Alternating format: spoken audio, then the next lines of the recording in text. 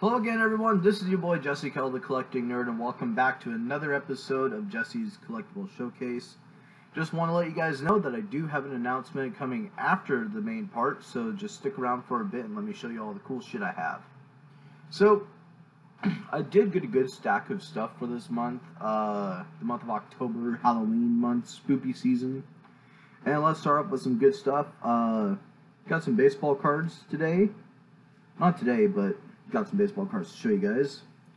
The first one is a 1964 Topps Joe Torre. Paid $5 for that at a card show in Everett, and this is where I got these next two cards.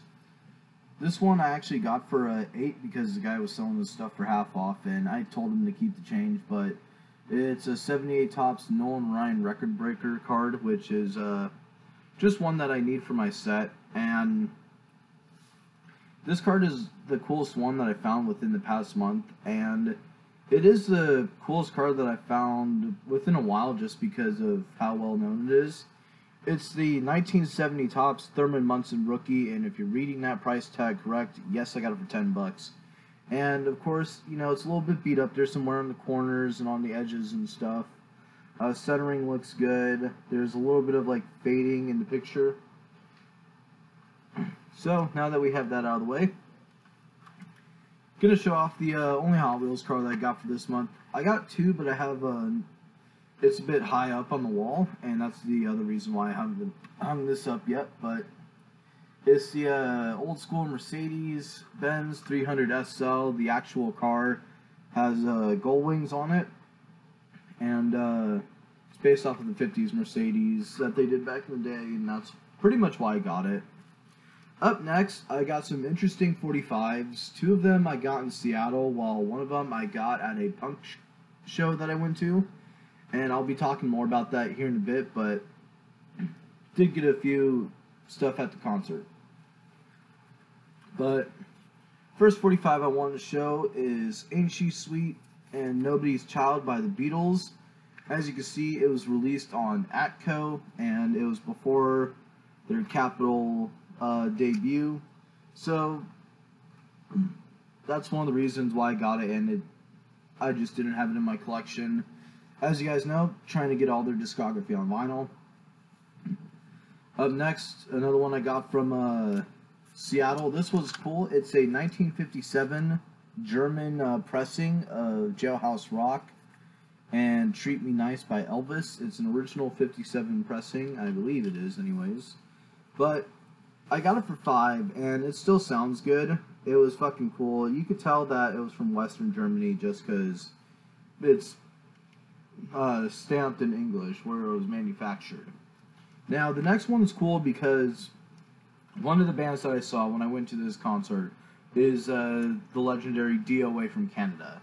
And when I went to the concert, I actually got to meet Joey Dipshit himself. I mean, Joey Shithead. My apologies. Don't burn me just yet. But I met Joey Shithead, and I even got his signature. Fear minus action equals 0. And it's World War III, and what you're going to do, 45. And I also put the wrist strap right there, just because I wanted to. Figured it'd go great with the record, and it's a good spot just to make sure it doesn't get lost or thrown away by accident.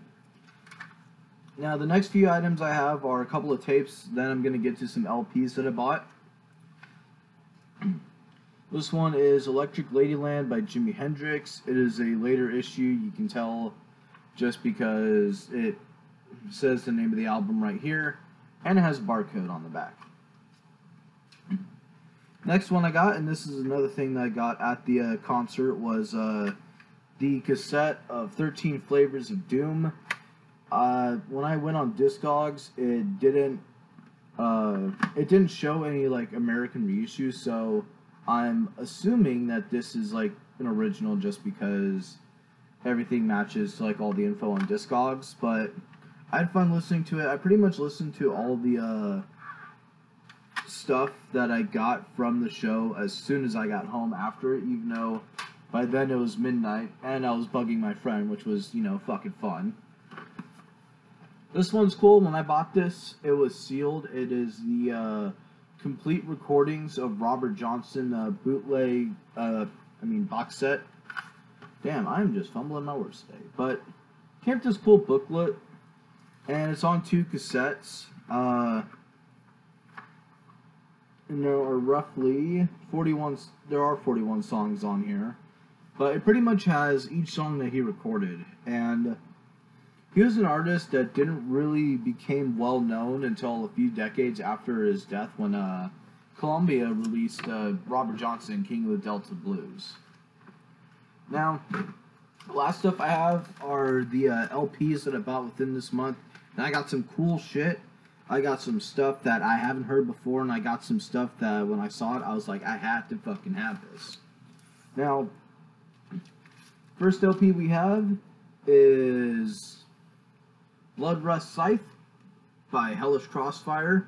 This is a blackened thrash metal band, and I got the album at Singles Going Steady, which is a punk and metal record store in Seattle. I got that for $20. And this next one, it is not an original, but it's an early repress. Moaning in the Moonlight by Howlin' Wolf. I got it for $40, and it is on the Chess label. It is an original stereo pressing, so it came out in '65, which is the first stereo pressings for the album. Up next, we have a masterfully just well-done album in 2112 by Rush. I got it for $25 while going on a record hunt.